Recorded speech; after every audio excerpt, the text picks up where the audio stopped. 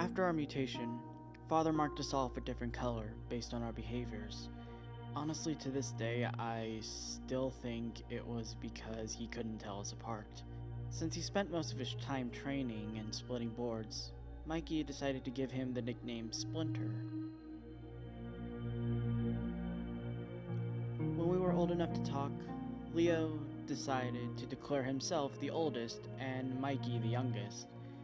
I fought over the second oldest with Raph, but I decided to just step down from it and let Raph have it, even though he was a lot smaller back then. We started calling our father Sensei because he would train us in the ways of ninjutsu. Over the years, Leo got really interested in ninjutsu and basically practiced everything with the practice weapons that Sensei gave us. Me, on the other hand, I was more interested in machinery and science and stuff, and I was really good at it even back then. Mikey, on the other hand, being the youngest, decided to tease Raph because of his size, and it was actually during this time that Raph actually started to develop his grumpy side. I think it was because of Mikey. When we became 12, we started to real practice with our weapons a lot more, but we still had practice weapons, so that way we wouldn't hurt ourselves. Leo was really into his training, and Raph actually got his growth spurt and basically outgrew Mikey, so yeah.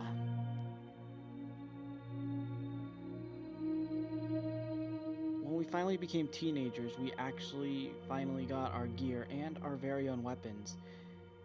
I honestly was really happy when I got my bow staff, even though it was still wooden. Raph also hit puberty at that time, so yeah, that was fun.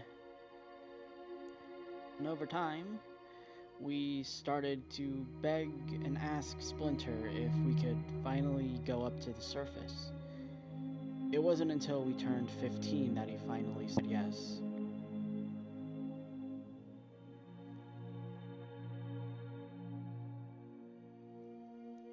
After all we had been through with the Krang, the Foot, going through space and time, Super Shredder, we were really exhausted, but we actually grew more closer because of it, and I wouldn't trade that for anything else in the world.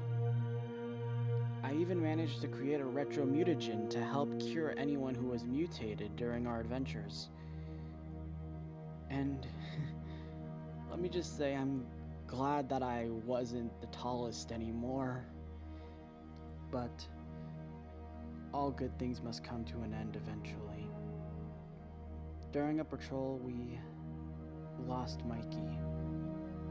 Leo became more distant and was determined to find out who killed Mikey and avenge him. He would leave the lair and not come back for almost days.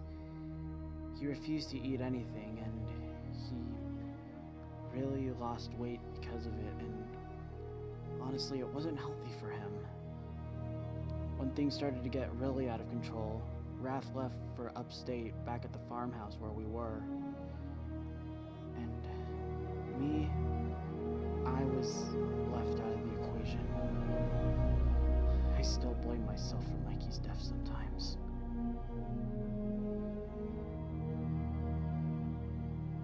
After a year of searching, Leo finally avenged Mikey's death, and he decided that he was gonna look for Raph to bring him back home. It took him 2 years to finally find Raph, but when he did, Raph wanted nothing to do with him. The two got into a fight, and well, along the way Leo got blinded and in the process killed Raph. Somehow Leo was actually able to get back home, and when I finally saw him walk into the lair, I had to know what had happened, and he told me everything. A few months later, Leo disappeared again, and I knew I did not want to lose another brother. But when I found him, he was already dead. And me? I live by myself now. The lair's a lot more empty and big for me. I usually get visited by some old friends, like April, Casey, Karai. I mostly just spend my time fixing problems around the city sewers before the real workers can, just to save them some trouble. I recently found out that I have a bad case of influenza, but hopefully I'll get through this.